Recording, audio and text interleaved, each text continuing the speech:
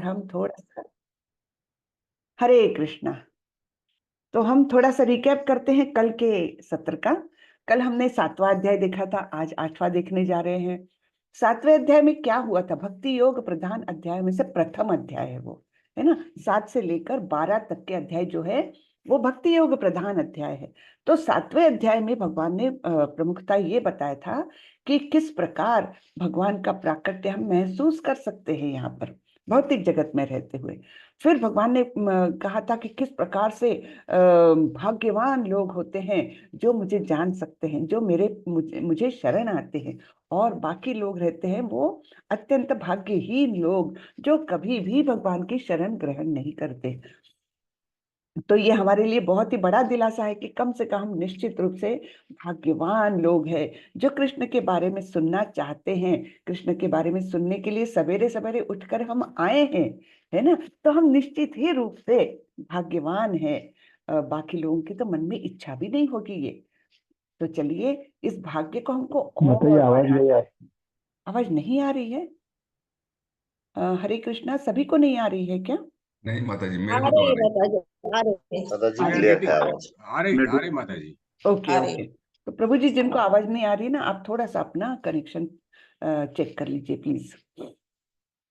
तो हमने देखा था भाग्यवान और भाग्यहीन लोगों के बारे में बताया था। फिर भगवान ने बताया था रसो हमअप्सु कौन्तेय प्रभास्मि शशि सूर्य यो हो। यानी क्या कि मैं ही पानी का स्वाद हूँ, है ना, और सूर्य चंद्र की तपिश हूँ, गर्मी हूँ, और सॉरी, सूर्य चंद्र का प्रकाश हूँ, आग की गर्मी हूँ, तपिश हूँ, और बलवानों का बल हूँ। इस प्रकार से बहुत सारी बातें बताई थी। ये सब कुछ मैं ही हूँ, और सभी जीवों का आदि बीज भी मैं ही हूँ। ऐसी बहुत सारी बातें बताई थी भगवान ने। तो आज उसी के कंटिन्यूएशन में आज हम 8वां अध्याय देखने जा रहे हैं। और भी आगे भगवान ने बताया था कि किस प्रकार ये भौतिक जगत जो है वो उनकी ही दैवी शक्ति है। हाँ, दैवी ही ऐसा गुणमयी मम माया दुरत्यया मामेव ये प्रपद्यन्ते मायाम एतान तरन्ति ते। यानी इस भवसागर में सभी जीव जो है गोते खा रहे हैं, और केवल वही जीव जो भगवान की शरण ग्रहण करता है उसे भगवान तुरंत इस भवसागर से पार कर लेते हैं। रेस्क्यू ऑपरेशन, है ना। तो वो ऊपर से आते, बाकी तो सभी लोग गोते खा रहे हैं। कौन किसकी मदद कर सकता है? कोई नहीं कर सकता। तो भगवान ही केवल हमारी मदद कर सकते हैं और हमें इस भवसागर से पार कर सकते हैं। और इसीलिए वे गुरु भेजते हैं। गुरु साक्षात भगवान का ही प्रतिनिधि होते हैं। हाँ, साक्षात भगवान के प्रतिनिधि होते हैं। तो हमने उनको, गुरु को, जो प्रामाणिक गुरु है उनको एकदम भगवान स्वरूप ही समझना चाहिए। तो जैसे हमारे प्रभुपाद एकदम प्रामाणिक गुरु, गुरु शिष्य परंपरा से आया हुआ शुद्ध ज्ञान उन्होंने दिया। वे स्वयं अत्यंत महान भक्त थे। तो इसलिए तो ऐसी शक्ति उन्हें प्राप्त हुई है कि इतने करोड़ों लोगों को वे भक्ति के मार्ग पर ला सके। नहीं तो अन्यथा कोई सामान्य जीव ये कर नहीं सकता, कोई भी नहीं कर सकता। इतना महान काम किया है उन्होंने, है ना। तो श्रीला प्रभुपाद को स्मरण करते हुए हम आगे बढ़ेंगे। मैं शेयर करती हूँ पीपीटी, और उसके बाद मंगलाचरण करके 8वां अध्याय देखने जाएंगे हम।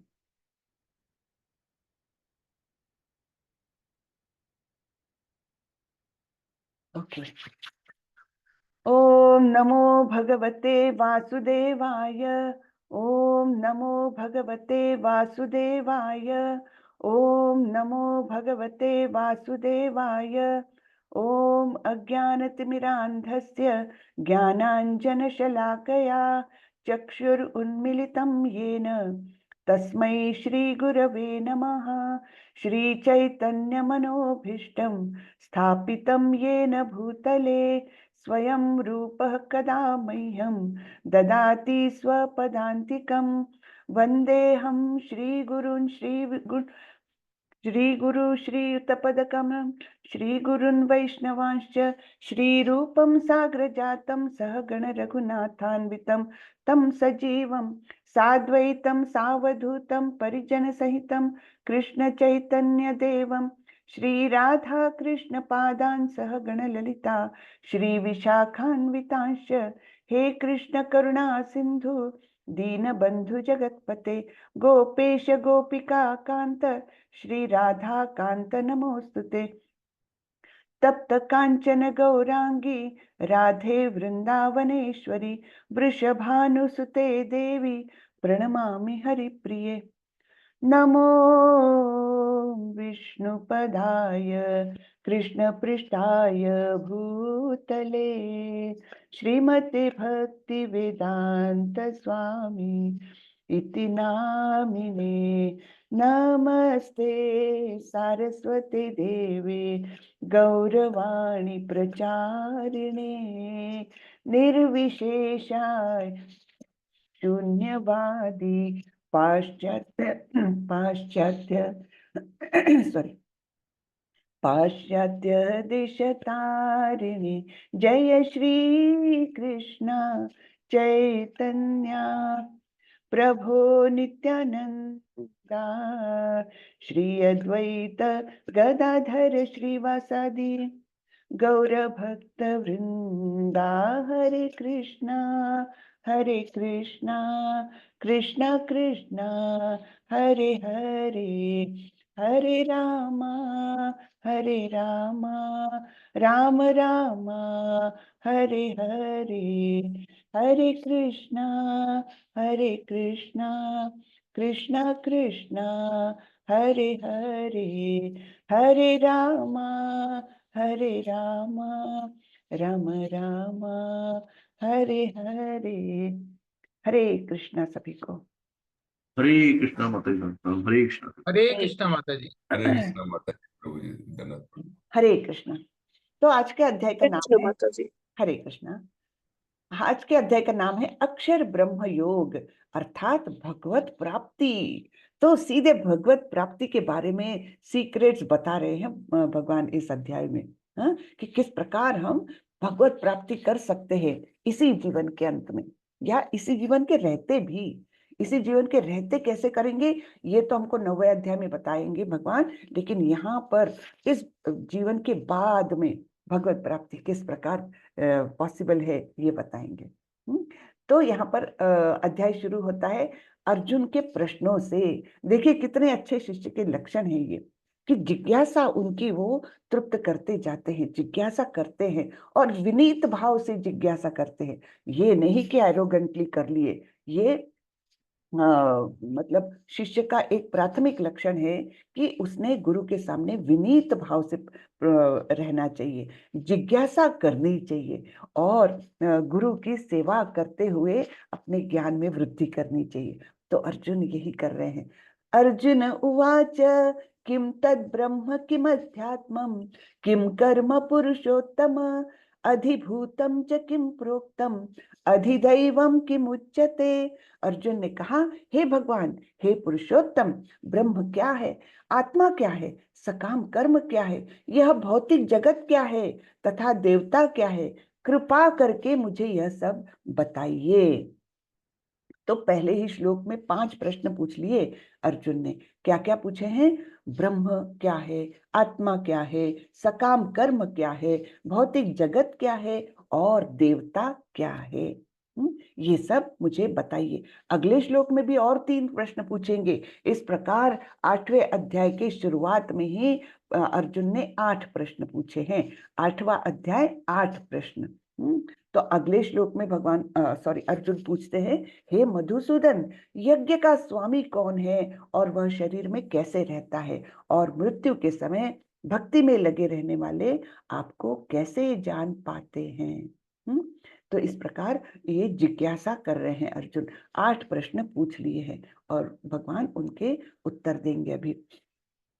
अब ये थोड़ा सा हम पीछे जा रहे हैं। देखिए 8.2 है, लेकिन हम रेफरेंस ले रहे हैं थोड़े से पिछले अध्याय का, क्योंकि पिछला अध्याय जो है यहाँ पर आकर के खत्म होता है 2 श्लोकों में। तो वहां पर स्थिति बताई थी भगवान ने, जरा मरण मोक्षाय मामाश्रित्य यतन्ति ये ते ब्रह्म तद्विद कृष्णम अध्यात्मम कर्म चाखिलम। जो जरा तथा मृत्यु से मुक्ति पाने के लिए यत्नशील रहते हैं, वे बुद्धिमान व्यक्ति मेरी भक्ति की शरण ग्रहण करते हैं। देखा फिर से भक्तों को क्या बोला है भगवान ने, बुद्धिमान। तो सबसे ज्यादा बुद्धिमान जो व्यक्ति है वही भक्ति की शरण लेते हैं। वे वास्तव में ब्रह्म हैं क्योंकि वे दिव्य कर्मों के विषय में पूरी तरह से जानते हैं। तो जरा तथा मृत्यु, जन्म मृत्यु जरा व्याधि, ये हमारे भौतिक जगत के सबसे बड़े हमारे समस्याएं हैं। वास्तविक समस्याएं हमारी ये है कि हम जन्म लेते हैं, हम बूढ़े हो जाते हैं, है ना, हमको रोग होते हैं और हमारी मृत्यु होती है। ये 4 समस्याएं ऐसी है जिससे कोई भी मुक्ति नहीं पा सकता, मतलब इससे छुटकारा नहीं पा सकता, रादर, है ना, छुटकारा नहीं पा सकता। कितनी भी साइंटिफिक प्रगति हो जाए, कितनी भी बड़ी बड़ी मेडिसिन निकल जाए, लेकिन क्या कोई बुढ़ापे से रोक सकता है हमको? बूढ़ा होने से रोक सकता है?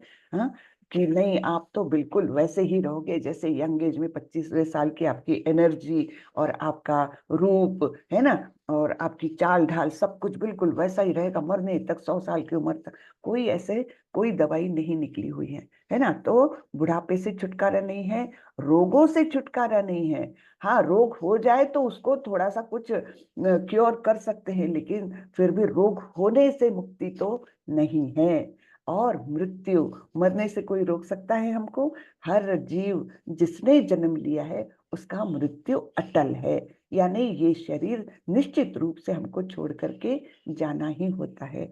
तो ये जरा तथा मृत्यु, अब जन्म तो हो गया, लेकिन जरा तथा मृत्यु से मुक्ति पाने के लिए जो यत्नशील है, वे बुद्धिमान व्यक्ति मेरी भक्ति की शरण ग्रहण करते हैं। वे वास्तव में ब्रह्म है क्योंकि वे दिव्य कर्मों के विषय में पूरी तरह से जानते हैं। तो जो भक्ति की शरण लेता है वो वास्तव में दिव्य हो जाता है। साधिभूताधिदैवं मां साधियज्ञञ्च ये विदुः प्रयाण काले च मां ते विदुर्युक्त चेतसः। जो मुझ परमेश्वर को मेरी पूर्ण चेतना में रहकर मुझे जगत का, देवताओं का तथा समस्त यज्ञ विधियों का नियामक जानते हैं, वे अपनी मृत्यु के समय भी मुझ भगवान को जान और समझ सकते हैं। तो ये 7वें अध्याय का अंतिम श्लोक हमने देखा था कल। क्या बोलते हैं भगवान? जो मुझ परमेश्वर को मेरी पूर्ण चेतना में रहकर, हाँ, मुझे जगत का, देवताओं का तथा समस्त यज्ञ विधियों का नियामक, नियामक यानी कंट्रोलर जानते हैं, वे अपनी मृत्यु के समय भी मुझ भगवान को जान और समझ सकते हैं। तो इसलिए ये 29 और 30वें श्लोक के रेफरेंस में अर्जुन ने ये प्रश्न 8वें अध्याय की शुरुआत में ही पूछे हुए हैं। ठीक है ना। तो कनेक्टिविटी इस प्रकार है 7वें और 8वें अध्याय की। तो अब भगवान उत्तर दे रहे हैं और ये हमने समराइज करके यहाँ पर लिया है क्योंकि बहुत सारे श्लोक नहीं तो उसमें हमको करने पड़ेंगे। तो यहाँ पर भगवान ने बताया है ब्रह्म यानी आत्मा यानी ही जीव। ब्रह्म क्या है पूछा था ना अर्जुन ने, उसका उत्तर है ब्रह्म यानी जीव है जो अविनाशी जीवित इकाई है। अविनाशी, हम भी अविनाशी है। हमारी आत्मा कैसी है? अविनाशी स्वरूप की है, शाश्वत है। तो हमारी आत्मा को ही ब्रह्म कहा गया है। वैसे ब्रह्म का हम जब आगे अध्ययन करेंगे तब ब्रह्म के 2-3 अर्थों के रूप में उसके अर्थ है। ये शब्द के ब्रह्मा जी को भी ब्रह्म कहा गया है ना। ब्रह्म ज्योति को या उनको भी इंडिकेट करने के लिए कभी कभी ब्रह्म शब्द का इस्तेमाल होता है। यहाँ पर ब्रह्म यानी आत्मा, हम जीव इकाई, है ना। तो अध्यात्म क्या है?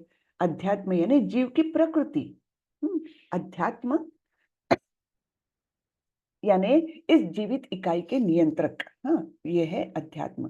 कर्म क्या है? तो जो भी हम भौतिक जगत में कार्य करते हैं, तन की ओर ले जाने वाले कार्य, यानी कोई भी कार्य जो या तो फल प्राप्ति के लिए किए हो या न भी किए हो फल प्राप्ति के लिए, ऐसे सभी भौतिक कार्य जो है वो कर्म कहलाते हैं। अधिभूत यानी भौतिक प्रकृति। हाँ, ये जो भी हम देखते हैं, पेड़ पौधे, नदियां, समुद्र, है ना, आकाश, वायु, ये जो कुछ भी है ये सारी अधिभूत कहलाती, भौतिक प्रकृति कहलाती है। अधिदैव क्या है? तो यूनिवर्सल फॉर्म जिसमें सभी देव शामिल है, यानी जो विराट स्वरूप जो हम 11वें अध्याय में देखने जाएंगे, देखेंगे 11वें अध्याय में, तो उसको अधिदैव कहा गया है। उसी में विराट स्वरूप में ही सारे देवी देवता उसी में शामिल रहते हैं। अधियज्ञ क्या है? परमात्मा। अधियज्ञ यानी परमात्मा। तो जो कुछ भी हम यज्ञ करते हैं, त्याग करते हैं, उनका भोग करने वाले जो है वो परमात्मा है। परमात्मा कहाँ रहते हैं? सभी के दिल में रहते हैं। हाँ, सभी के दिल में परमात्मा है। और मृत्यु के समय कृष्ण को कैसे याद किया जाए, बहुत इंपॉर्टेंट है। क्योंकि मृत्यु के समय अगर कोई याद करता है भगवान को, तो उसको निश्चित रूप से भगवत धाम की प्राप्ति होती है। ये हम अगले श्लोकों में देखने वाले हैं। बहुत ही सुंदर श्लोक आने वाले हैं वो। तो उसका उत्तर यहाँ पर हमको मिल रहा है। मृत्यु के समय कृष्ण को कैसे याद किया जाए? जीवन भर स्मरण का अभ्यास करें। ऐसे एकाएक मृत्यु के समय हमको भगवान याद नहीं आएंगे। हमको तो याद आएंगे, अरे अब मेरी इतनी संपत्ति का क्या होगा, अरे मेरे जाने के बाद मेरे जीवन साथी का क्या होगा, मेरे बच्चों का क्या होगा, है ना। और मृत्यु के बाद मुझे पता नहीं क्या मिलेगा, कहाँ जा रहा हूं मैं, अनसर्टेनिटी है ना, उसका भय मन में रहता है मृत्यु के समय। लेकिन अगर हम जीवन भर भगवान के स्मरण का अभ्यास करें, तो निश्चित रूप से हमको मृत्यु के समय भी कृष्ण याद आएंगे। बाकी कुछ मायने नहीं रखता, केवल कृष्ण का स्मरण ही उस समय सबसे इंपॉर्टेंट होता है, सबसे इंपॉर्टेंट। बाकी सब कुछ तो छूट जाता है, जाने दो, है ना। शरीर जा रहा है, जाने दो, लेकिन मुझे भगवान का स्मरण करना है। शरीर में उस समय बहुत यातनाएं होती है, और ऐसे समय में अगर हम कृष्ण को याद करते हैं तो भगवान कितने प्रसन्न हो जाते हैं। वो उसी समय हमको अपने धाम को ले जाते हैं। अब ये तीसरा श्लोक आ रहा है। श्री भगवान उवाच अक्षरं ब्रह्म परमं स्वभावोऽध्यात्मम् उच्यते भूत भावोद्भव करो विसर्गः कर्म संजितः। ये हमने उत्तर देख लिए हैं इसके समरी में। तो भगवान ने कहा, अविनाशी और दिव्य जीव ब्रह्म कहलाता है, और उसका नित्य स्वभाव अध्यात्म या आत्मा कहलाता है। जीवों के भौतिक शरीर से संबंधित गतिविधि कर्म या सकाम कर्म कहलाती है। तो इस प्रकार ये जीवन चक्र होता है। जन्म हुआ, है ना, माता के गर्भ में है, यहाँ पर, यहाँ जन्म होकर के थोड़े थोड़े थोड़े बढ़ते गए, जवान हो गए, और फिर धीरे धीरे धीरे बुढ़ापा आ गया, और आत्मा ने शरीर का साथ छोड़ दिया। अब उसके बाद क्या होगा? फिर 84 लाख योनियों में से कोई भी योनि हमको प्राप्त हो सकती है, लेकिन वो डिसाइड कैसे होगी? हमारे इच्छा और हमारे कर्म, इन पर हमारी अगली योनि डिसाइड होती है। या तो मनुष्य जन्म भी मिल सकता है अगर हमने अच्छे काम किए तो, या फिर कोई भी योनि मिल सकती है हमने अगर योग्य प्रकार से हमारा जीवन नहीं बिताया है तो इस प्रकार ये जीवन चक्र चलता ही रहता। कोई भी योनि मिले, उसमें फिर से जन्म, उसमें फिर से मृत्यु, पुनरपि जननम पुनरपि मरणम, ये चलता ही रहता है चक्र, जब तक हम इससे छुटकारा नहीं पा सकते। छुटकारा पाने के लिए केवल ये मनुष्य जन्म ही हमको लाभप्रद है। केवल मनुष्य की योनि में हम भगवत धाम की प्राप्ति की इच्छा करके, उस प्रकार अपना व्यवहार रख के, उस प्रकार की क्रियाएं करके हम भगवत धाम जा सकते हैं। ठीक है, आगे देखते हैं। हाँ, यहीं पर खैर वही श्लोक है। यहाँ पर ये बताया है कि देखिए, यहाँ पर ये भक्त है, तो भक्त क्या कर रहा है? राधा कृष्ण की पूजा कर रहे हैं, है ना, अपना जीवन समर्पित कर रहे हैं यहाँ पर। तो मृत्यु के बाद उनका गंतव्य कहाँ बताया है? कृष्ण के धाम गोलोक वृंदावन में वो जाते हैं, कृष्ण के संगी बनते हैं, पार्षद बनते हैं कृष्ण के, है ना। परम धाम है जहाँ पर ना कभी मृत्यु होती है, ना कभी बुढ़ापा आता है, ना कभी रोग होता है। ठीक है ना। तो इस प्रकार ये गोलोक वृंदावन धाम को जाते हैं जहाँ स्वयं कृष्ण रहते हैं और उनके साथी बनते हैं। फिर जो अच्छे काम करते हैं, दान धर्म कर रहे हैं, देखो कोई ब्राह्मण सन्यासी कोई आया है द्वार पर, तो ये व्यक्ति क्या कर रहा है? उनको दान दे रहा है, बहुत अच्छा कर्म है। लेकिन ये भक्तिमय कर्म नहीं हुआ। फिर भी अच्छा कर्म तो है, लेकिन भक्तिमय तो नहीं है। तो इसको क्या मिलेगा? इसको देवी देवताओं के साथ रहने मिलेगा।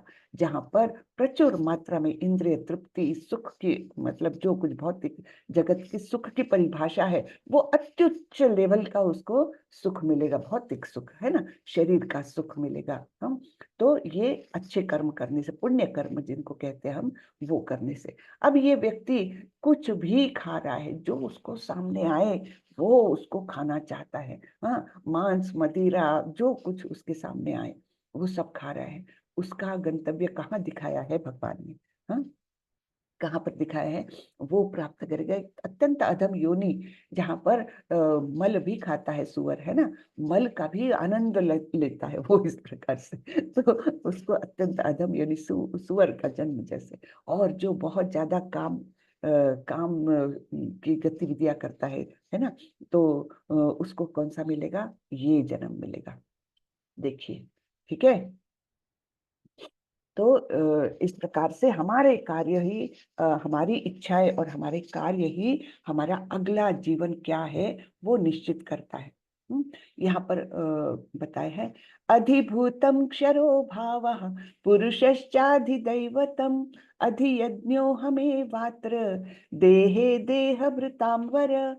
हे देहधारियों में श्रेष्ठ, निरंतर परिवर्तनशील यह भौतिक प्रकृति अधिभूत यानी भौतिक अभिव्यक्ति कहलाती है। भगवान का विराट रूप, जिसमें सूर्य तथा चंद्र जैसे समस्त देवता सम्मिलित है, अधिदैव कहलाते हैं। तथा प्रत्येक देहधारी के हृदय में परमात्मा स्वरूप में स्थित मैं परमेश्वर यज्ञ का स्वामी कहलाता हूँ। ठीक है। तो ये सारी डेफिनेशंस हमने 2 स्लाइड्स पहले देख ली थी। यहाँ का चित्र जो है ना, ये बड़ा ही इंटरेस्टिंग है। ये क्या दिखा रहा है? एक कैटरपिलर है ना, छोटी सी इल्ली होती है ना, तो पेड़ पौधों पर कहीं तो भी वो रहती है, लेकिन उसकी तीव्र इच्छा रहती है कि मैं ऐसे रेंगते हुए क्यों चलूं, मैं भी आकाश में उड़ सकूं। तो वो बहुत तीव्र इच्छा करती है, तो भगवान उसकी इच्छा पूरी करते हैं। कैसे? वो देखो, अपने आप को एक ककून में बंद कर लेती है। हाँ, पूरे कष्ट सहन करती है, कोई कष्ट के बिना कुछ नहीं मिलता है ना। तो वो अपने अपने आप को जब ककून में बंद कर लेती है और काफी समय उसमें बिताती है, एज इफ तपस्या कर रही है वो, है ना, ये कैटरपिलर तपस्या कर रही है एक प्रकार की, और बड़े कष्टों के साथ इस ककून से बाहर आती है, और फिर उसके पंख जो है वो ताकत पाते हैं और वो बन जाती है तितली। तो एक ही जन्म में जब कैटरपिलर से तितली कोई जीव बन सकता है, तो क्या हम अपनी इच्छा इतनी तीव्र नहीं कर सकते कि कम से कम इस जीवन के बाद, हाँ, हमको भी भगवत धाम की प्राप्ति हो, हमको भी वैसा आध्यात्मिक शरीर प्राप्त हो जो कभी भी नाशवान नहीं होता। वही शरीर रहता है, वही यौवन रहता है, और वही सुंदरता रहती है। तो ये सब डिपेंड क्या करता है, किस पर करता है? हमारी इच्छा पर। भगवान ने हमको एक फ्रीडम बहुत दी है, हाँ, उसमें वो कभी भी बाधा निर्माण नहीं करते। वो क्या दिया है? इच्छा कर सकता है जीव। हाँ, तो हमारी इच्छा की पूर्ति भगवान करने के का हमेशा हमको वो देते हैं। जैसे हमने एक श्लोक में देखा था कि जो कोई देवताओं की पूजा करने की इच्छा करता है या देवताओं पर श्रद्धा रखता है मन में, तो भगवान उसकी इच्छा को और तीव्र बनाते हैं। वैसे ही क्यों ना हम भगवत धाम जाने की इच्छा भगवान मन में रखे, भगवान उस इच्छा को और तीव्र करेगा, और फिर हम धीरे धीरे उस मार्ग पर चलते जाएंगे, है ना। तो यहाँ पर कैटरपिलर केवल अपनी इच्छा के बल पर इस कीड़े से, जो रेंगने वाला कीड़ा है, उससे तितली बन सकता है। तो हम भी कुछ बन सकते हैं, भगवत भक्त तो कम से कम बन ही सकते हैं। है ना। अब ये श्लोक जो है ना, ये मुझे बहुत ही अच्छे लगते हैं, और आप लोग भी देखिए, इनको ध्यान से देखिएगा, सुनिएगा, और कंठस्थ करने की कोशिश करिएगा। तो यहाँ पर 8.5 में भगवान बता रहे हैं, अंत काले च मामेव स्मरन् मुक्त्वा कलेवरम य प्रयाति समद्भावम याति नास्तत्र संशयः। और जीवन के अंत में जो केवल मेरा स्मरण करते हुए शरीर का त्याग करता है, वह तुरंत मेरे स्वभाव को प्राप्त करता है, इसमें रंच मात्र भी संदेह नहीं है। तो जीवन के अंत में मेरा स्मरण करते हुए शरीर का त्याग करना है। तो भगवान एकदम निश्चित रूप से हमको एक आश्वासन दे रहे हैं कि कोई संदेह मत रखो मन में, अगर इस प्रकार की मृत्यु कोई पाता है तो तुरंत से मेरे स्वभाव को प्राप्त करता है। अर्थात मेरे स्वभाव को प्राप्त करना है ना, मेरे भगवत धाम आना, मेरे धाम आना। हम यहाँ पर हम किसका उदाहरण देख सकते हैं? ये है भीष्म पितामह, जिनको कुरुक्षेत्र के युद्ध मैदान में अर्जुन ने बाणों की शैया पर लिटा दिया था। उनको इतने घाव हो गए थे, अनेकानेक घाव शरीर पर थे और बाणों की शैया पर लेटे हुए थे, लेकिन उनको एक वरदान था, उनको इच्छा मरण का वरदान था। और उन्होंने इच्छा क्या की है? उन्होंने इच्छा की है कि जब मैं मेरे प्राण त्याग दूं तब मेरे सामने स्वयं भगवान कृष्ण रहे। भगवान इस इच्छा को जानते हैं। तो जब कुरुक्षेत्र का युद्ध खत्म हुआ, युधिष्ठिर महाराज बन गए और फिर कृष्ण सभी पांडवों को लेकर भीष्म पितामह से मिलने के लिए गए।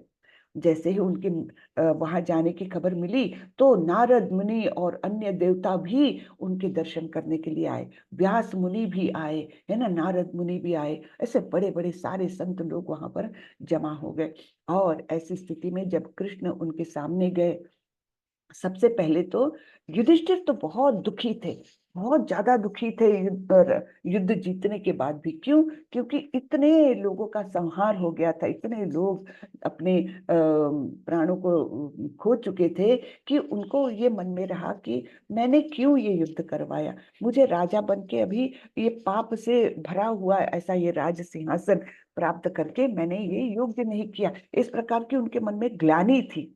तो इसलिए खास करके कृष्ण उनको लेकर गए और भीष्म पितामह ने उनको उपदेश दिया कि किस प्रकार से राज्य करना है, किस प्रकार से तुमको महान राजा बनना है, अपने कर्तव्यों को पूरा करते हुए प्रजा का हित देखना है। ये सब उपदेश भीष्म पितामह ने युधिष्ठिर को किया और उनके दुखों को, उनके जो विषाद था मन में, उसको शांत किया। और फिर कृष्ण को देखते हुए, अपने सामने कृष्ण को देखते हुए उन्होंने कृष्ण की स्तुति करी, जो श्रीमद् भागवतम में भीष्म स्तुति के नाम से जानी जाती है। बहुत सुंदर शब्दों में उन्होंने कृष्ण की स्तुति की और उनको देखते देखते उन्होंने अपने प्राण को त्याग दिया। तो निश्चित रूप से जब कृष्ण को देखते हुए, समक्ष देखते हुए, उनका नाम स्मरण करते हुए, उनकी स्तुति करते हुए भीष्म पितामह ने जब देह को त्यागा है तो निश्चित रूप से तुरंत वे भगवत धाम गए, है ना। तो ये बहुत ही सुंदर ऐसा प्रसंग है भागवतम का। हाँ, उसके आगे हम देखते हैं, ये एक भागवतम से ही श्लोक आया है। तो ये युधिष्ठिर महाराज है और देखते हैं यहाँ पर बाकी चारों भाई उनके बेहोश पड़े हुए हैं। ये क्यों हुआ? तो एक बार युधिष्ठिर महाराज, ये सभी लोग पांडव बैठे हुए थे और युधिष्ठिर महाराज ने सबसे छोटे भाई नकुल को बोला कि तुम जाकर के जल लेकर आओ पास के सरोवर से। नकुल आए और फिर वापस नहीं आए, बहुत देर हो गई। फिर सहदेव को भेजा, पानी लेकर आओ, और नकुल को क्या हो गया वो भी देख कर आओ, उसको भी साथ में ले आओ। वो भी गए, वो भी वापस नहीं आए। फिर अर्जुन को भेजा, वो भी वापस नहीं आए, और भीम को भेजा, वो भी वापस नहीं आए। अब युधिष्ठिर महाराज चिंतित हो गए, तो वो उस सरोवर के पास आए, देखा तो उनके चारों इतने पराक्रमी भाई बेहोश पड़े हुए हैं वहां पर। तो उनको तुरंत से पता चल गया कि यहाँ पर कोई असामान्य व्यक्ति है जो मेरे भाइयों को, इतने पराक्रमी भाइयों को बेहोश कर सकता है। तो उन्होंने विनती की, आप जो भी कोई है जिन्होंने मेरे भाइयों की ऐसी दशा कर दी है, आप मेरे सामने आए और मुझसे बात करें। और तो इस प्रकार से उन्होंने विनती की। तो वहां से एक यक्ष आए और वो बोले, मैं तुम्हारे भाई, ये सरोवर मेरी मालकियत है, मेरा स्वामित्व है यहाँ पर, और तुम्हारे भाई यहाँ से जल लेने आए थे, इसलिए मैंने इनकी ये दशा कर दी है। अगर तुम मेरे प्रश्न का सही जवाब दे सकते हो तो मैं प्रसन्न होकर तुम्हारे भाइयों को लौटा दूंगा। तब उन्होंने प्रश्न पूछा यक्ष ने कि ऐसी क्या बात है जो सबसे ज्यादा आश्चर्यचकित करने देने वाली है, दुनिया की सबसे अद्भुत बात क्या है? ऐसा प्रश्न पूछा। और युधिष्ठिर महाराज ने ये जवाब दिया, अहनि अहनि भूतानि गच्छन्ति यमालयम शेष स्थावरम इच्छन्ति किम आश्चर्यम अतः परम। यानी सैकड़ों और हजारों जीवित संस्थाएं यानी जीव, जीवित संस्थाएं यानी जीव हर पल मौत से मिलती है, लेकिन फिर भी एक मूर्खतापूर्ण जीवन जीने वाला खुद को मृत्युहीन समझता है और मृत्यु के लिए तैयार नहीं होता। यह इस दुनिया की सबसे अद्भुत चीज है ना। तो हम भी देखते हैं हमारे आसपास में, हमारे परिवार में मृत्यु होते रहते हैं, है ना। पेपर में पढ़ो तो रोज कितने सारे मृत्यु होते रहते हैं, लेकिन फिर भी हम अपने आप को मृत्यु के लिए तैयार करते हैं क्या? नहीं करते। हम सोचते हैं अरे अभी तो बहुत साल बाकी है, करूंगा, मैं तैयारी करूंगा मृत्यु की। वो तो वैसा नहीं है, मृत्यु कभी भी आ सकता है ना। तो खुद को मृत्युहीन समझते हैं लोग, और इस प्रकार से वे मृत्यु के लिए तैयार नहीं होते। और यही बात जो है इस दुनिया की सबसे अद्भुत बात है। ऐसे युधिष्ठिर महाराज ने जवाब दिया, और यक्ष ने प्रसन्न होकर उनके चारों भाइयों को होश में लाया। तो हमको अपनी मृत्यु के लिए सदैव तैयार रहना चाहिए। क्या पता एक क्षण के बाद भी हमारा मृत्यु हो जाए, हो सकता है 5 मिनट के बाद भी हो जाए। तो ये मन में ठान के रखिए कि इसीलिए हमको भगवान का स्मरण हमेशा करना है। यहाँ पर हम भरत महाराज की कथा देखते हैं शॉर्ट में। इसके पहले भी एक बार आई थी, तब मैंने बताई थी ये कथा। तो ये भरत महाराज है जिन्होंने अपना सब कुछ साम्राज्य त्याग करके ये एक जंगल में आकर के आध्यात्मिक जीवन अपना बिताने लग गए थे। पूजा पाठ, भगवान का स्मरण, है ना, नाम स्मरण, इस प्रकार से उनका जीवन चल रहा था। एक दिन अचानक एक हिरनी का बच्चा, छोटा सा बच्चा नदी में बहते हुए उनको दिखा, तो उन्होंने जाकर के उस बच्चे को बचा लिया। बहुत अच्छा काम किया। लेकिन हुआ क्या कि वो बच्चे से, हिरण के बच्चे से, प्यारा बच्चा था वो, तो उससे भरत महाराज को बड़ी आसक्ति होने लग गई। और उसके कारण उनका जिस काम के लिए वो आए थे वन में, उस काम की ओर ही उनका दुर्लक्ष्य होने लग गया। और तो और ऐसी स्थिति में पता है, हम सभी लोग ऐसी स्थिति में अपने आप को बड़े जस्टिफाई करते हैं। तो उन्होंने भी सोचा, अरे मैं तो एक जीव की रक्षा कर रहा हूँ, मैं एक जीव से प्यार कर रहा हूँ, इससे बड़ा अच्छा कार्य क्या हो सकता है। तो थोड़ा बहुत मेरा कुछ उधर ठीक से कार्य नहीं भी हो रहा है, आध्यात्मिक कार्य, भगवत कार्य ठीक से नहीं भी हो रहा, तो कोई बात नहीं, भगवान तो मुझे पर प्रसन्न होंगे, क्योंकि मैंने एक जीव की रक्षा की है और उस जीव से मैं प्रेम से व्यवहार कर रहा हूँ। हाँ, इस प्रकार से उनका, वो खुद को ही जस्टिफाई भी करते रहे। तो इसलिए कहा जाता है कि भक्तों का संग ये अत्यंत आवश्यक है। अगर भक्तों के संग में रहते भरत महाराज, तो क्या होता, कोई ना कोई उनको बताता कि तुम ये योग्य नहीं कर रहे हो, है ना। तुम इस प्रकार का अपने जिस कार्य के लिए तुम आए हो उसके तरफ तुम अगर दुर्लक्ष्य कर रहे हो, तो ये ठीक नहीं है। इसलिए भक्तों का संग हमको आवश्यक है कि हमारी जो गलतियां हैं हम नहीं महसूस कर सकते, दूसरा कोई महसूस कर सकता है। तो ऐसे में समय हमको मार्गदर्शन मिलता है भक्तों का। लेकिन ये अकेले रह रहे थे, है ना, तो उनको कोई सुधार नहीं सका। और क्या हुआ फिर, एक बार जब वो हिरण रात के समय भी आया नहीं वापस आश्रम में, तो इनको बड़ी चिंता हो गई। अरे बेचारा हिरण का बच्चा पता नहीं कहाँ गया, क्या शेर खा गया, क्या कहाँ रास्ता भूल गया, क्या हो गया उसका। तो वो उसको ढूंढने के लिए निकले रात के अंधेरे में। और क्या हुआ, जंगल में एक बड़े खाई में वो गिर गए, और खाई में गिर करके उनकी मृत्यु हो गई। शरीर को आत्मा ने त्याग दिया। लेकिन उस समय उनके मन में विचार क्या था, मेरा हिरण का बच्चा कहाँ है बेचारा। तो हिरण का स्मरण करते हुए उनकी मृत्यु हुई, तो उनको भी एक हिरण का शरीर प्राप्त हुआ। यानी इतना उन्होंने भक्ति में इतनी प्रगति की थी। मैंने कल आप लोगों को 9 स्टेजेस बताई थी ना, श्रद्धा, साधु संगा, भजन क्रिया, अनर्थ निवृत्ति, है ना, निष्ठा, रुचि, आसक्ति, भाव और प्रेम। तो कहा जाता है भरत महाराज तो भाव की स्टेज तक गए थे। भाव की स्टेज तक, यानी जस्ट एक लेवल पहले, जहां पर एकदम वो प्रेम में चले जाते, उसके एक लेवल पहले भाव की स्टेज तक गए थे। और उनका किस प्रकार से पतन हुआ, उनको हिरण का जन्म मिला। तो यहाँ पर बताया है, यम यम वापि स्मरन् भावं त्यजन्त्यन्ते कलेवरम तम तमेवैति कौन्तेय सदा तद्भाव भावितः। हे कुंती पुत्र, शरीर त्यागते समय मनुष्य जिस जिस भाव का स्मरण करता है वह उस भाव को निश्चित रूप से प्राप्त होता है। तो जो कुछ भी स्मरण रहे हमको, तो उसी भाव को हम प्राप्त होते हैं। अगर मृत्यु के समय हमने जो भी भाव रखा उसी को हम प्राप्त होते हैं, निश्चित रूप से प्राप्त होते हैं।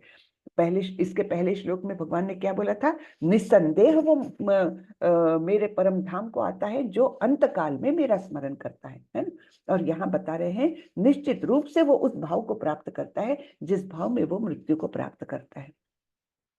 ठीक है, तो इसलिए तस्मात् यहाँ पर बताया है तस्मात् तस्मात् सर्वेषु कालेषु माम अनुस्मर युध्य च मय्यर्पित मनो बुद्धिर मामे वैश्यस्य संशयः। अतएव हे अर्जुन, तुम्हें सदैव कृष्ण रूप में मेरा चिंतन करना चाहिए और साथ ही युद्ध करने के कर्तव्य को भी पूरा करना चाहिए। कर्तव्य से विमुख होने को भगवान कभी भी नहीं बोल रहे हैं, ये हमने ध्यान देना चाहिए। साथ ही युद्ध करने का कर्तव्य पूरा करना है। कैसे? मेरा चिंतन करते हुए, कृष्ण रूप में मेरा चिंतन करते हुए युद्ध करो। अपने कर्मों को मुझे समर्पित करके तथा अपने मन एवं बुद्धि को मुझ में स्थिर करके तुम निश्चित रूप से मुझे प्राप्त कर सकोगे। यहाँ पर दिखाया है प्रहलाद महाराज को। प्रहलाद महाराज जो एकदम बचपन से ही महान भक्त थे, साथी कोई नहीं था, भक्तों का संग नहीं था उनको, लेकिन उन्होंने वो संग निर्माण किया। कैसे निर्माण किया?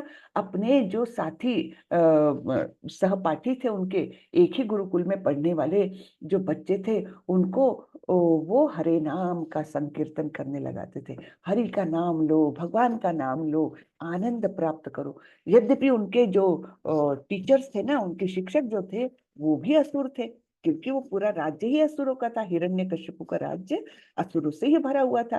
तो वे तो इसको बिल्कुल मतलब करने नहीं देते थे। लेकिन जैसे ही वो शिक्षक इधर उधर हो जाते थे, वो अपने साथियों को साथ में लेकर हरि नाम संकीर्तन करके उनको भी भक्त बनाते थे। तो इस प्रकार वे सतत उनके मन में सर्वेषु कालेषु सदैव वे कृष्ण रूप में भगवान का चिंतन करते थे और अपने सारे कर्मों को मुझे समर्पित करके और अपने मन एवं बुद्धि को मुझ में स्थिर करके तुम निश्चित रूप से मुझे प्राप्त कर सकोगे। इस प्रकार ये महान भक्त जो थे प्रहलाद महाराज, उनके बारे में हम देखते हैं, है ना? अभ्यास योग युक्तेन चेतसा नान्यगामिना परमं पुरुषं दिव्यं याति पार्थानुचिंतयन्। हे पार्थ, जो व्यक्ति मेरा स्मरण करने में अपना मन निरंतर लगाए रखकर अविचलित भाव से भगवान के रूप में मेरा ध्यान करता है, वह मुझको अवश्य ही प्राप्त होता है। अब यहाँ पर एक अजामिल की कहानी आती है। अजामिल एक बहुत सज्जन ब्राह्मण के कुल में उत्पन्न हुए थे और स्वयं भी बहुत अच्छे थे। बहुत उन्होंने प्रगति की हुई थी अपने आध्यात्मिक मार्ग में। लेकिन एक बार क्या हुआ, किस प्रकार से व्यक्ति का पतन होता है, आप लोगों को याद है? मैंने साइकोलॉजिकल डाउनफॉल के 8 स्टेजेस दूसरे अध्याय में हमने देखी थी, है ना? कौन सी थी वो स्टेजेस? ध्यायतो विषयान् पुंसा संगस्तेषु उपजायते, संगात् संजायते कामः, कामात् क्रोधो अभिजायते, क्रोधात् भवति सम्मोहः, सम्मोहात् स्मृति विभ्रमा, स्मृतिर्भवशात् बुद्धिनाशो, बुद्धिनाशात् प्रणश्यति। तो यही स्टेजेस हम देखते हैं अजामिल की लाइफ में भी।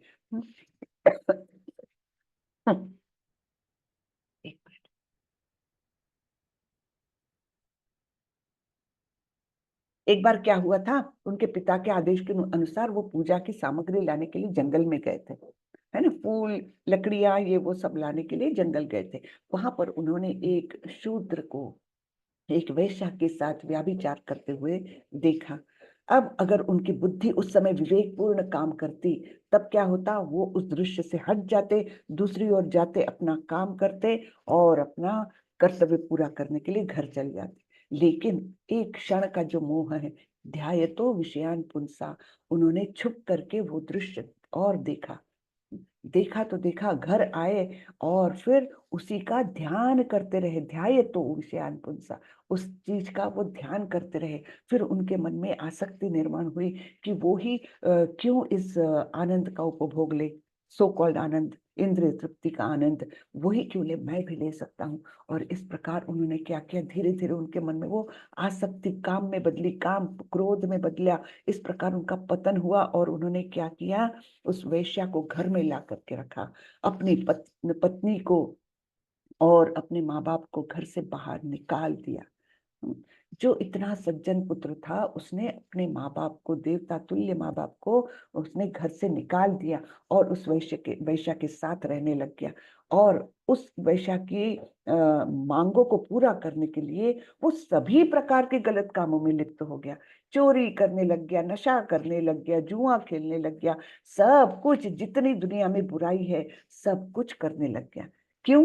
ध्यायतो विषयान पुंसा, वहां से डाउनफॉल चालू हुआ और वो ब्रेक नहीं लगा सका, है ना। तो इस प्रकार उसका जीवन पूर्णतः बर्बाद हो गया, पूर्णतः। सारे लोग जो उनके कुल को, उनके परिवार को बहुत सम्मान की दृष्टि से देखते थे, वे इस पर छी थू करने लग गए कि क्या है ये, कैसा पुत्र है जिसने माँ बाप को निकाला और एक वेश्या को घर घर में ला करके रखा है ना। इस प्रकार से इतना पतन हुआ अजामिल का। फिर आगे जाकर के क्या हुआ, वो बहुत वृद्ध हो गया, करीबन 90 साल का हो गया। और उस मतलब इतने बड़ी उम्र में भी उनका 10 पुत्र हुए टोटल उनको, लेकिन उतनी उम्र में भी उनका एक छोटा पुत्र था 3-4 साल का। और उस समय भगवान ने उनको थोड़ी सी मतलब भगवान को करुणा आई, कुछ अहेतुकी कृपा हुई भगवान की उन पर, और भगवान ने उनको बुद्धि दी कि उन्होंने छोटे पुत्र का नाम नारायण रखा। और फिर आप जानते हैं छोटे पुत्र के साथ तो ज्यादा ही कुछ वो रहती है, आसक्ति रहती है माँ बाप को। तो वो नारायण, आजा इधर आजा, खाना खा ले, नारायण ये किया क्या, वो किया क्या, नारायण नारायण उनके मुंह पर वो शब्द रहने लग गया। और वे बहुत बीमार हुए, उस समय भी वो नारायण ये किया क्या, इधर आजा नारायण, है ना। इस प्रकार से नारायण नाम बोल रहे थे। भगवान को उद्देश्य वो संबोधित करते हुए नहीं, अपने पुत्र को संबोधित करते हुए। फिर भी क्या हुआ, जब वो मृत्यु को प्राप्त होने ही वाले थे, तब 4 एकदम भयंकर दिखने वाले यमदूत वहां पर आए। हाँ, और उनके प्राण लेकर जाने लग गए कि यमलोक में जाकर इसको जो कुछ है सजा मिलने वाली है। और लेकिन उसी समय 4 विष्णुदूत भी आए, जो एकदम विष्णु के स्वरूप में थे, 4 भुजाओं वाले, शंख चक्र गदा पद्म धारण करने वाले ऐसे 4 विष्णुदूत भी आए। और उन्होंने बोला कि नहीं, तुम नहीं इनके प्राण ले जा सकते, क्योंकि इनके मुख पर नारायण का नाम था।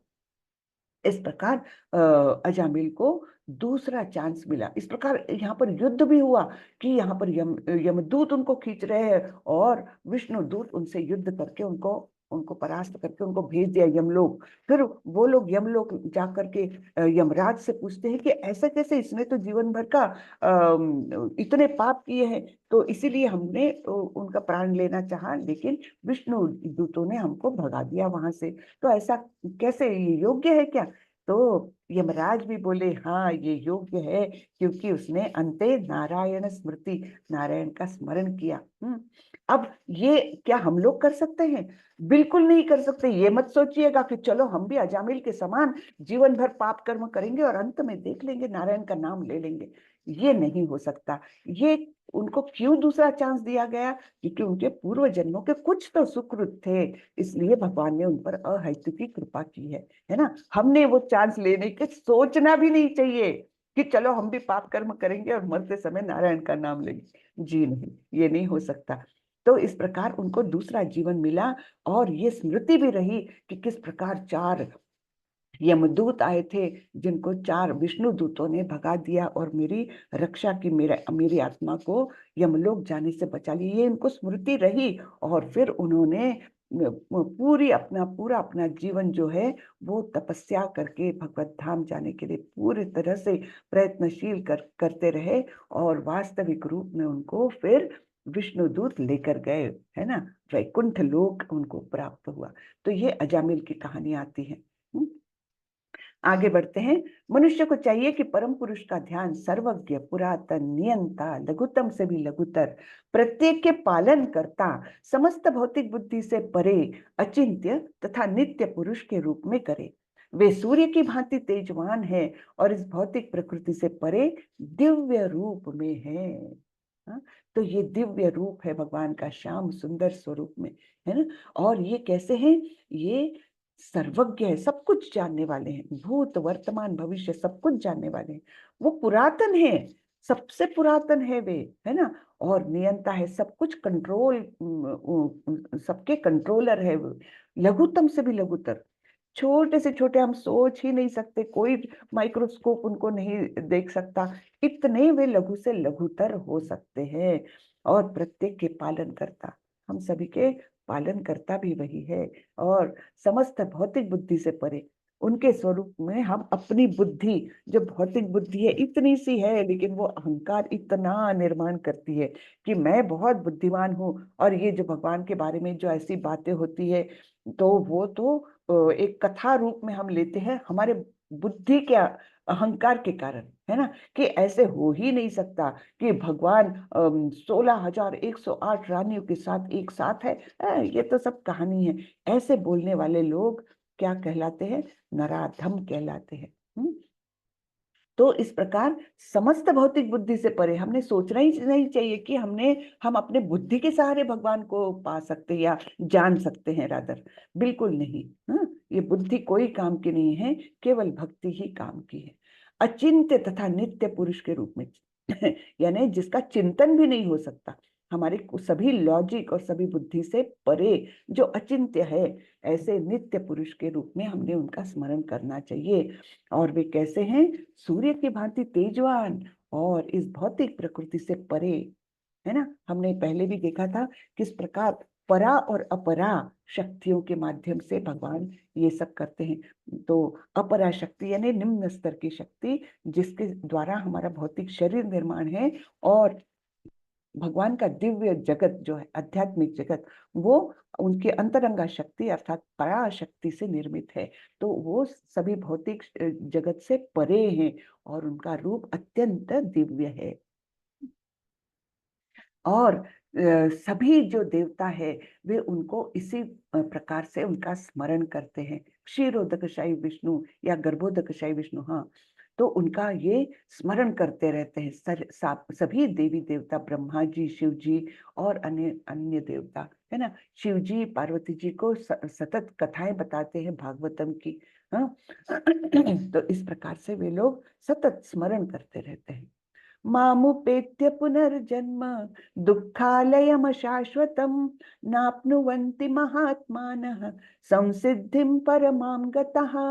मुझे प्राप्त करके महापुरुष जो भक्ति योगी है, कभी भी दुखों से पूर्ण इस अनित्य जगत में नहीं लौटते, क्योंकि उन्हें परम सिद्धि प्राप्त हो चुकी होती है। तो जो भक्ति योगी है वो फिर से यहाँ पर नहीं आते, क्योंकि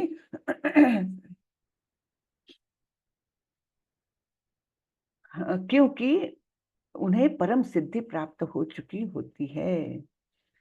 फिर इस जगत में सर्वोच्च लोक से लेकर निम्नतम सारे लोक दुखों के घर है, जहां जन्म तथा मरण का चक्कर लगा रहता है। किंतु हे कुंती पुत्र, जो मेरे धाम को प्राप्त कर लेता है वह फिर कभी जन्म नहीं लेता। तो यहाँ पर बताया है कि तीनों लोक, हाँ, सभी लोग, जो अगर युद्ध स्वर्ग में भी देखोगे तो वहां भी युद्ध चलता रहता है, देवता और दानवों के बीच में चलता रहता है। फिर पृथ्वी पर भी युद्ध चलता रहता है, और नरक में तो क्या कहना, नरक में केवल दर्द ही दर्द है। यहाँ पर देखिए, देवता और दानव लोगों का युद्ध है, पृथ्वी में इस प्रकार का युद्ध चलता ही रहता। अभी भी कितने ही युद्ध चल रहे हैं, है ना। यूक्रेन का चल रहा है, तो अभी कल सीरिया में कुछ हो गया, तो सब जगह युद्ध ही चलता रहता है। इजराइल में चल रहा है। तो ये पृथ्वी पर तो है ही, और नरक में तो केवल यातनाएं ही है। तो केवल भक्त ही है जो इन सब से छुटकारा पा सकता है। मानव गणना के द्वारा ब्रह्मा के एक दिन की अवधि है इतने वर्ष। कितने हैं भैया ये? 8640, यानी 86 1400 लाख वर्ष। इतने वर्ष का ये ब्रह्मा का एक दिन है। जब ब्रह्मा का दिन प्रकट होता है, जीवों की यह भीड़ अस्तित्व में आती है और ब्रह्मा की रात के आगमन पर उनका सर्वनाश हो जाता है ना। जब ब्रह्मा का दिन आ जाता है तो सारे जीवों को वो प्रकट कर देते हैं, अस्तित्व में आ जाती है सारी सृष्टि, और उनकी जब रात हो जाती है तो वो समेट लेते हैं, यानी प्रलय आ जाता है। बार बार दिन आता है और प्राणियों का यह मेजबान सक्रिय होता है और फिर से रात गिरती है, हे पार्थ, और वे असहाय रूप से घुल जाते हैं, है ना। तो इस प्रकार से सृष्टि होती है और विनाश भी होता रहता है, ये ब्रह्मा जी के द्वारा, यानी भौतिक जगत में एक ब्रह्मांड के अंदर ये सब क्रियाएं होती रहती है। इसका भगवान के आध्यात्मिक जगत में कोई भी असर नहीं रहता। ये केवल ब्रह्मा जी के उनका कार्य क्षेत्र कहाँ पर है? ब्रह्मा जी का कार्य क्षेत्र उनका ब्रह्मांड है केवल, है ना। तो यहाँ पर ये उनके दिन के साथ सृजन होता है, उनके रात के साथ प्रलय होता है, ठीक है। लेकिन इसके अतिरिक्त एक अन्य अव्यय प्रकृति है जो शाश्वत है और इस व्यक्त तथा अव्यक्त पदार्थ से परे है। यह परा यानी श्रेष्ठ और कभी न नाश होने वाली है। जब इस संसार का सब कुछ लय हो जाता है तब भी उसका नाश नहीं होता, है ना। तो ये जो आध्यात्मिक जगत है उस पर कोई भी प्रभाव नहीं पड़ता ब्रह्मांड के अंदर क्या हो रहा है उसका। ब्रह्मांड में चाहे सृजन हो, ब्रह्मांड में चाहे प्रलय हो, लेकिन वो परा प्रकृति में स्थित है उनका आध्यात्मिक जगत, जहां पर इस सब का कोई भी परिणाम नहीं होता। ये गोलोक वृंदावन चार्ट बताया है। हम बहुत शॉर्ट में इसको ले सकते हैं क्योंकि ये इसका ज्ञान जो है ये बहुत ही बड़ा है। आप अगले लेवल 2, लेवल 3, लेवल 2 में तो नहीं, लेकिन लेवल 3, 4 में इसके बारे में अधिक जानकारी प्राप्त करेंगे। यहाँ शॉर्ट में मैं बताती हूँ कि इस प्रकार से ये भगवान का धाम है गोलोक वृंदावन, है ना। ये यहाँ पर लिखा है, देखिए गोलोक वृंदावन में है, और यहाँ पर राधा रानी के साथ वे हैं, और ये उनकी अष्ट सखियां जो राधा रानी की सखियां हैं वे हैं। यहीं पर यशोदा मैया और नंद बाबा और देवकी और वसुदेव, ये सारे इसी लोक में हैं। और सारे पार्षद भगवान के जो गोप स्नेही थे, गोप जो थे, गोप मित्र, वो भी सभी यहाँ पर है और इनकी नित्य लीलाएं चलती रहती है। बड़ी ही आनंदमय लीलाएं ऐसी चलती रहती है। फिर भगवान का जो विस्तार होता है वो इस प्रकार से यहाँ पर अनिरुद्ध और ये चार, इसको चतुर्व्यूह कहा जाता है। अनिरुद्ध और वसुदेव, संकर्षण और प्रद्युम्न, ये चार उनके विस्तार होते हैं। और संकर्षण से फिर आगे वो सृष्टि बढ़ती है, नारायण आते हैं और उसके बाद महाविष्णु, फिर गर्भोदकशाही विष्णु, फिर सॉरी हाँ महाविष्णु या नहीं कारणोदकशाही विष्णु, फिर गर्भोदकशाही विष्णु, फिर क्षीरोदकशाही विष्णु, इस प्रकार से आगे पुरुषावतार होते हैं। तो यहाँ पर ये है कारणोदकशाही विष्णु। कारणोदकशाही विष्णु के शरीर से जो अनेक ब्रह्मांडों का वो उत्पन्न हो रहे हैं। तो ये एक ब्रह्मांड की स्थिति बताई है हमारे, जहां पर गर्भोदकशाही विष्णु है, गर्भोदक ओशन में लेटे हुए, लक्ष्मी जी उनके पैर दबा रही है, शेषनाग पर वो लेटे हुए हैं, उनकी नाभि से ये कमल की डंडी निकली, इस डंडी में ही सारे लोक स्थित है। नीचे से अगर हम चालू करें तो यहाँ पर नहीं दिख रहा है, इससे एक्सपांड नहीं हो रहा है। खैर, यहाँ पर ये बीच में जो है वो हमारी पृथ्वी है, भूरलोक। हाँ, और फिर इसके ऊपर उच्च लोक है, जहाँ पर सबसे ऊपर है ब्रह्मा जी का ब्रह्मलोक या जनलोक, है ना। नहीं, सत्यलोक कहा जाता है उसको। हाँ, ये सत्यलोक यानी ब्रह्मा जी का। फिर तपोलोक है ना। फिर जनलोक है, फिर महरलोक है, इस प्रकार से। और हमारे नीचे है अतल, वितल, सुतल, तलातल, महातल, रसातल और पाताल, है ना। इस प्रकार से ये सभी लोकों की स्थिति बताई है। सबसे उच्च स्थान पर है ब्रह्मा जी। और इस प्रकार से ये हमारा एक ब्रह्मांड है जिसके आवरण में ये सब है। इसको कवर किसने किया है? ये अर्थ, वाटर, फायर, है ना। Earth, water, fire, air, ether, false ego and महत्त्व। महत्त्व यानी सारे गुणों की अप्रकट अवस्था। इस प्रकार से ये ब्रह्मांड की स्थिति बताई है। यहाँ पर देखिए ये शंभु अर्थात शिव जी और माया देवी इधर है। माया देवी पर जब कारणोदकशाही विष्णु दृष्टिक्षेप डालते हैं, है ना, माया देवी उनकी पत्नी है, कारणोदकशाही विष्णु की पत्नी है। जब उन पर दृष्टिक्षेप होता है तब ये भौतिक प्रकृति का सृजन हो जाता है।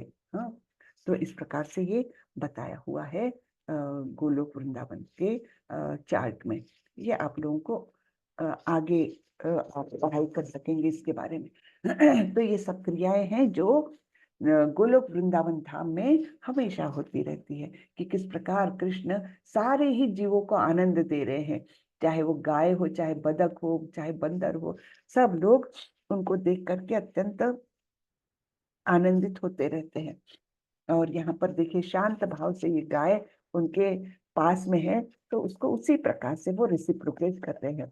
और यहाँ पर यशोदा मैया छड़ी लेकर के नटखट कन्हैया के पीछे लगी हुई है कि तुमने माखन इतना सारा बर्बाद किया। यहाँ पर देखिए वो बंदरों को भी माखन खिला रहे हैं।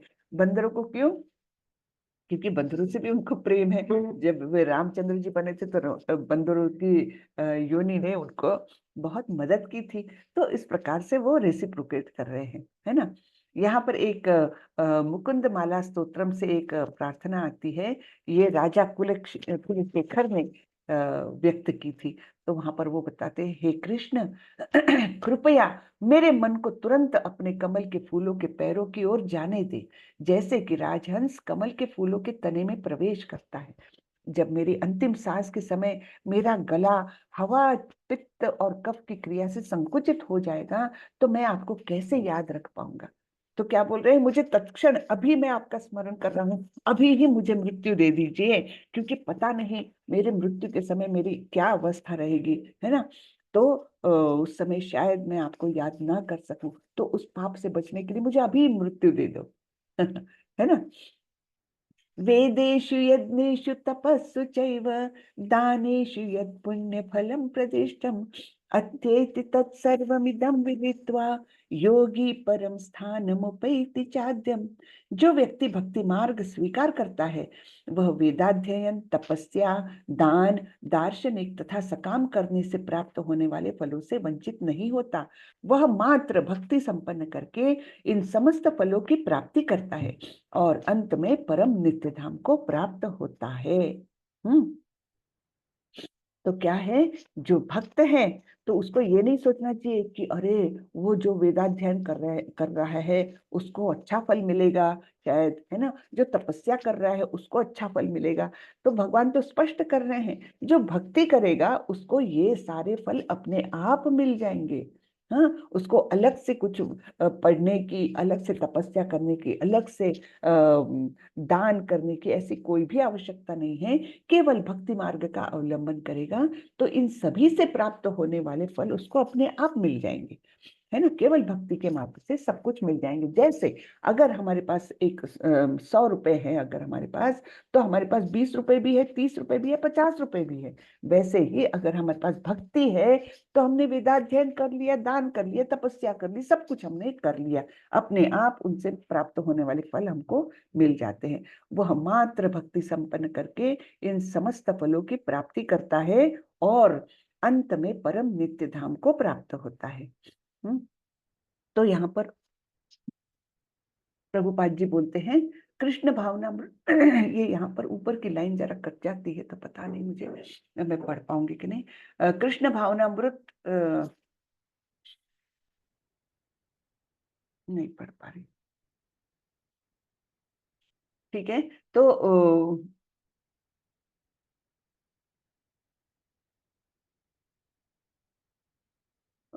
मनुष्य जीवन के विभिन्न आश्रमों के अनुष्ठानों को पार कर जाता है। यानी केवल कृष्ण भावनामृत में आने से जो भी आश्रम है, कौन से ब्रह्मचर्य आश्रम, फिर गृहस्थाश्रम, फिर वानप्रस्थाश्रम और फिर संन्यास आश्रम, तो ये आश्रमों के अलग अलग आश्रमों के जो अनुष्ठान है उनको भी वह पार कर जाता है।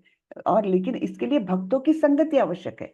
किस प्रकार से हमने देखा था भरत महाराज जो अकेले भक्ति का अनुसरण कर रहे थे, तो वे अपने पद से, अपने स्थान से किस प्रकार से वे नीचे आए, है ना। तो उसके लिए हमको हमेशा भक्तों की संगति करना चाहिए। अभी आजकल के इसमें तो पॉसिबल नहीं है हमको मंदिर जाकर के पूरा भक्तों का संग लेना, लेकिन कम से कम हम ये ऑनलाइन के माध्यम से हम जितना हो सकता है भक्तों का संग करने का प्रयत्न करना चाहिए। अलग अलग क्लासेस होती रहती है, भागवतम की क्लासेस होती है, और अनेक अच्छी मतलब जिसमें ईशोपनिषद या दूसरी चीजों के बारे में डिस्कशन होता है, ऐसी क्लासेस हमने अटेंड करनी चाहिए। तो कम से कम ऑनलाइन हमने संगति लेना चाहिए, वो पर्याय नहीं है ऑफलाइन संगति का, लेकिन कम से कम कुछ, बिल्कुल कुछ नहीं से कुछ तो भला, इस प्रकार ऑनलाइन तो हमने संगति लेने का प्रयास करना चाहिए जितना ज्यादा से ज्यादा। तो 7वें से लेकर 12वें अध्याय तक भगवत गीता के सार रूप है। ये क्या है? 7वें से लेकर 12वें तक, यानी जो भक्ति प्रधान अध्याय है, भक्ति योग प्रधान अध्याय है, वे ही भगवत गीता के सार है। प्रथम 6 अध्याय तथा अंतिम 6 अध्याय इन मध्यवर्ती 6 अध्यायों के लिए आवरण पात्र है, जिनकी सुरक्षा भगवान करते हैं। यदि कोई गीता के इन 6 अध्यायों को भक्त की संगति में भली भांति समझ लेता है, तो उसका जीवन समस्त तपस्याओं,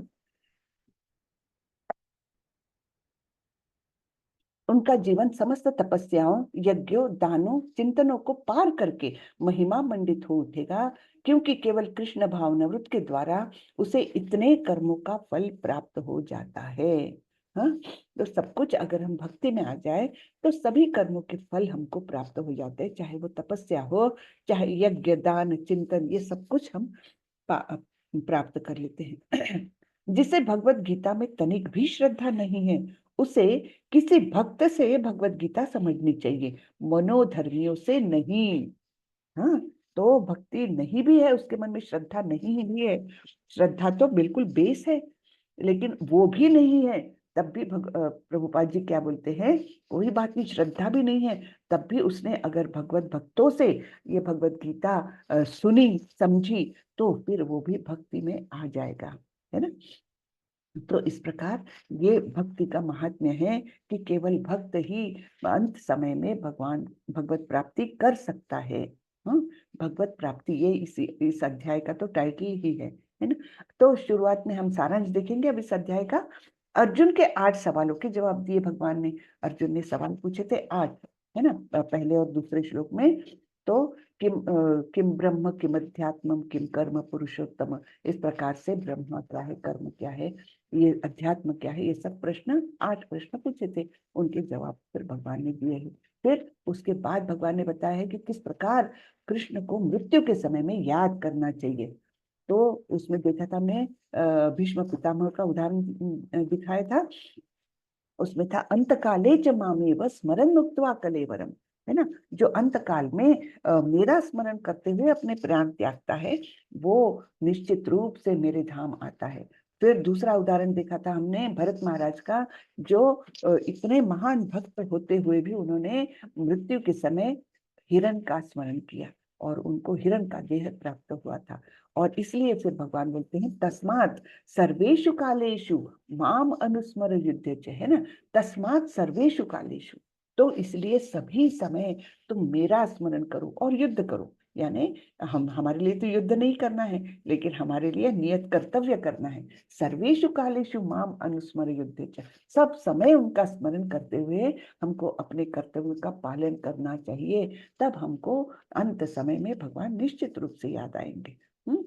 फिर योग मिश्र भक्ति द्वारा कृष्ण को याद करना, ये सारे श्लोक हमने बहुत सारे नहीं लिए हैं, लेकिन उसका सारांश में आया हुआ है। तो उसमें भगवान ने बताया है कैसे अलग अलग तरीके से योगी और कर्मी ये लोग भगवत धाम को जाते हैं। जो योगी जाते हैं उनका प्रकाश का मार्ग होता है, कर्मी जाते हैं उनका अंधेरे युक्त मार्ग होता है। लेकिन भक्त को ये सब कुछ जानने की आवश्यकता भी नहीं है, है ना, कि मैं किस समय प्राण त्यागू, ये सब सोचना ही नहीं है भक्तों को। वो कोई भी समय भक्ति करके भगवत धाम को जा सकता है। शुद्ध भक्त द्वारा कृष्ण को याद करना, है ना। तो शुद्ध भक्त ये समझता है कि ये जगत कैसा है, दुखालयम अशाश्वतम। तो यहाँ से छुटकारा पाना है तो हमको भगवत धाम ही जाना पड़ेगा। फिर भौतिक दुनिया बनाम आध्यात्मिक दुनिया, भगवान ने बताया कि किस प्रकार भौतिक जगत का सृष्टि होती है। ब्रह्मा जी के दिन होने पर सृजन होता है सृष्टि का, और ब्रह्मा जी की रात आने पर सारी सृष्टि का प्रलय हो जाता है, सारी सृष्टि को समेट लेते हैं ब्रह्मा जी। लेकिन परस्तस्मास्तु भावोन्युत, इससे परे एक आध्यात्मिक जगत है जहां पर कृष्ण का वास है, जहां पर इस व्यक्त और अव्यक्त स्वरूप से कोई भी फर्क नहीं पड़ता, वो हमेशा शाश्वत रहता है वो जगत। हाँ, फिर कृष्ण प्राप्ति में शुद्ध भक्ति का वर्चस्व, कि किस प्रकार जो भक्त है उसको ज्ञान मार्ग से, कर्म मार्ग से, दान तपस्या, इन सभी मार्गों से जो भी फल मिलने हैं वो सब भक्तों को अपने आप ही मिल जाते हैं, है ना। तो इस प्रकार से ये हमने 8वां अत्यंत सुंदर ऐसा अध्याय देखा। हरे कृष्णा कृष्ण कृष्ण हरे हरे, हरे राम राम राम हरे हरे। हरे कृष्ण। हरे कृष्णा माता दी, बहुत सुंदर। हरि बोल। हरे हरे कृष्ण कृष्ण हरे कृष्ण हरे कृष्ण हरे कृष्ण। हरे कृष्णा हरे कृष्ण हरे कृष्णा माता जी। हरे कृष्ण। किसी को कुछ प्रश्न हो तो पूछ सकते हैं। माता जी दंडवत प्रणाम माता जी। दंडवत प्रणाम करो। माता जी हमारे हृदय में दो आत्माएं रहती है क्या? एक हम और आत्मा और परमात्मा। परमात्मा, आत्मा एक ही है और दूसरे परमात्मा है, भिन्न भिन्न है वो। हाँ, ये आत्मा दोनों हमारी अणु आत्मा जिसको कहते हैं, इंडिविजुअल आत्मा वो है, और उसके ही बगल में बैठे बैठे हैं परमात्मा, जो केवल देखते हैं कि ये क्या कर रहे हैं। ठीक है। मतलब दो दो हमारे हृदय में आत्मा, हाँ मेरे हृदय में दो आत्माएं रहती हैं। हाँ, दो एक परमात्मा। आत्माएं नहीं बोल सकते, एक आत्मा और एक परमात्मा। आत्मा तो हाँ हाँ। हमारी इंडिविजुअल है और परमात्मा अलग है। और माता जी ये जैसे ब्रह्मा जी का जीवन है 100 वर्ष का, तो शिव जी का भी है क्या ऐसा? शंकर भगवान आपकी आवाज बहुत कम आ रही है प्रभु, जरा शब्द समझ में नहीं आते हैं। क्या ब्रह्मा जी का क्या पूछ रहे थे? ब्रह्मा जी का जीवन भी 100 वर्ष का है समझ लो। ब्रह्मा जी का जीवन भी क्या, मुझे समझ में नहीं आ रहा। किसी को अगर सौ सुशील प्रभु आपको समझ में आ रहा है तो पूछिए तो जरा। कह रहे हैं ब्रह्मा जी का 100 वर्ष का जीवन होता है। हाँ हम लोग 1 लाख साल बराबर ब्रह्मा जी का 1 सेकंड। हाँ, नहीं तो वो उनका प्रश्न क्या था, ब्रह्मा जी का तो क्या क्या पूछा? शिव ब्रह्मा जी का भी जीवन सौ मतलब वर्ष का होता है। हाँ, उनका जीवन भी 100 वर्ष का होता है। उसके बाद वो भी, मतलब जिस प्रकार से हमारी मृत्यु होती है उनकी भी मृत्यु होती है, लेकिन वो महान भक्त होते तो वो तो निश्चित रूप से भगवत धाम जाते हैं। उनकी भी मृत्यु होती है। ठीक है माता जी। जी, हरे कृष्णा।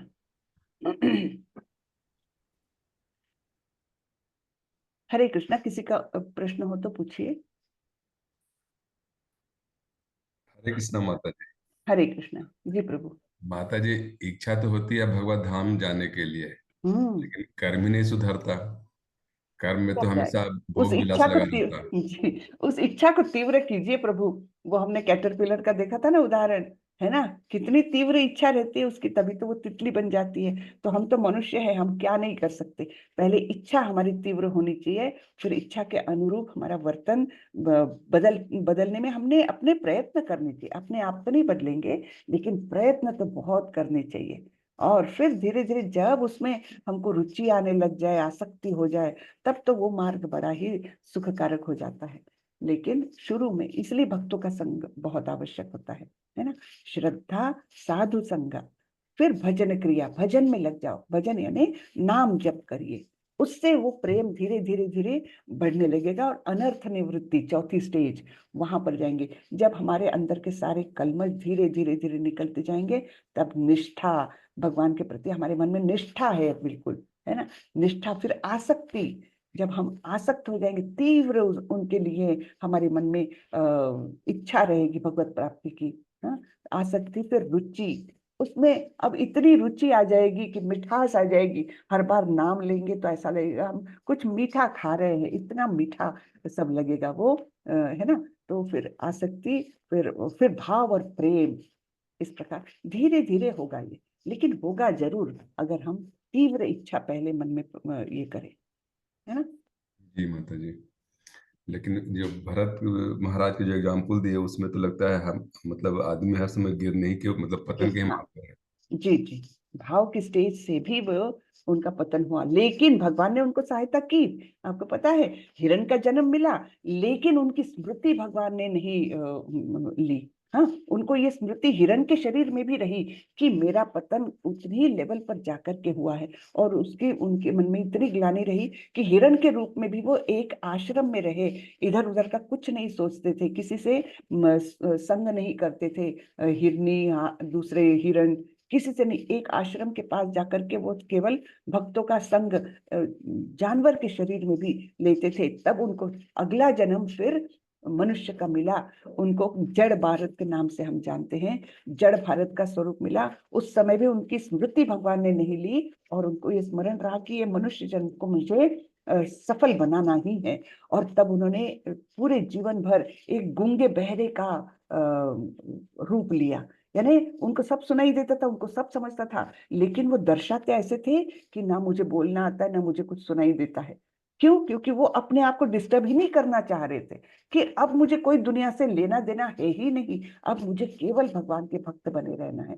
हाँ, और इस प्रकार फिर उन्होंने अंतिमतः जड़ भारत के इसमें उन्होंने भगवत धाम को प्राप्त किया। तो भगवान सहायता करते हैं, भगवान जानते हैं कहीं पतन होता है मनुष्य का, लेकिन पतन होने के बाद भी भगवान अगर वो इच्छा है तो आगे उसकी सहायता करते हैं। तो यही मैंने, भरत महाराज का पतन हुआ, हिरण के रूप में मिला उनको, लेकिन फिर भी भगवान ने सहायता करना नहीं रोका। तो भगवान जी तो बड़े दयालु है, वो हमारी सहायता जरूर करते हैं। जी माता जी, बिल्कुल सही बोले हैं। हम लोग का चेष्टा हमेशा रहना चाहिए, भगवान की श्रद्धा में रहना चाहिए। और बिल्कुल। भक्तों का संग जैसा आप बता रहे हैं, हाँ, भक्तों का संग जरूरी है। बहुत जरूरी है भक्तों का संग। थैंक यू माता जी। हरे कृष्णा। हरे कृष्णा, हरे कृष्णा। तो चलिए, आज का अध्याय खत्म हो गया है, हम यहीं पर सत्र खत्म करते हैं। वाचा कल्पतरोभ्यश्च कृपा सिंधुभ्यैव च पतितानां पावनेभ्यो वैष्णवेभ्यो नमो नमः। अनंत कोटि वैष्णव वृंद की जय, श्रीला प्रभुपाद की जय। हरे कृष्ण। हरे कृष्ण भगवान। हरे हरे कृष्णा। हरे कृष्णा माता जी, हरे दंडवत प्रणाम। हरे कृष्ण।